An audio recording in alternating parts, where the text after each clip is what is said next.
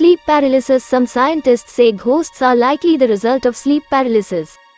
This occurs when there's a disconnect between the body and mind when you're going into or out of REM sleep. The result is a feeling of paralysis and waking dreams, often nightmares.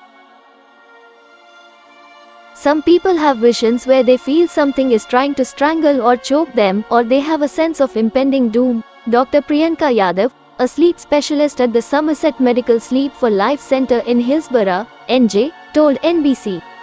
They'll often see someone coming into their room, and they're not able to move or talk or scream or do anything. Scientists say this is the reason ghosts usually haunt at night. They're really just dreams. Toxic mold. Many haunted houses are creepy and old, and may be home to dangerous mold. One study found that mycotoxins, toxins produced by certain fungi, can lead to delirium, dementia, pain syndromes, movement disorders, and balance or coordination disorders. I've had an interest in ghost stories and paranormal exploration and shows and other things for a long time, researcher Shane Rogers told Mental Floss.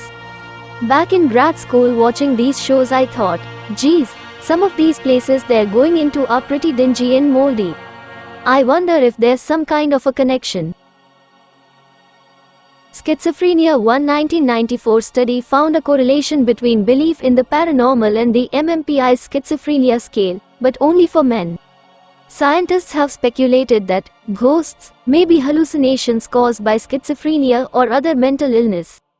Dementia. Many patients with dementia have reported seeing ghosts, and hallucinations are one symptom of dementia. I get hallucinations where I think there are ghosts living in our garden, one man with dementia told BuzzFeed. It's so common that there's a term for it, nearing death awareness. Those who are dying and seem to be in and out of this world and the next one often find their deceased loved ones present, and they communicate with them. In many cases, the predeceased loved ones seem, to the dying person, to be aiding them in their transition to the next world, Rebecca Waller, a psychiatrist in Winston-Salem, NC, told the Washington Post.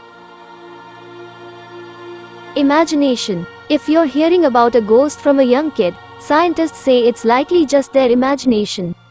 Children are hardwired to learn through imaginative and pretend play, and therefore they can slip between reality and fantasy much more easily than adults. Aletta G. Angelosante, PhD, a child and adolescent psychiatrist at NYU Langone, previously told Refinery 29.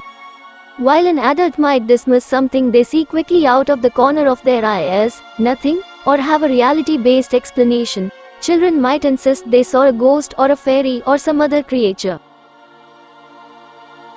Blind spots in our vision.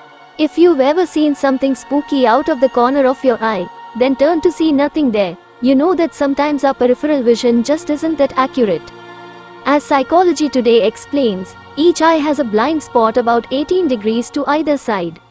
Our brain compensates for what our peripheral vision can't see, making educated guesses about what we are looking at, and its editing is highly biased by expectations, history, context, and desires.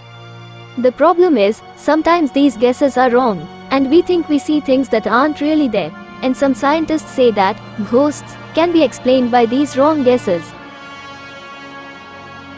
So, while you won't find any scientific studies proving that ghosts are real, a quick Google, or a question posed to friends, will no doubt uncover dozens of ghost stories. As for whether these experiences were a trick of the mind or a real encounter, that's something you'll have to decide for yourself.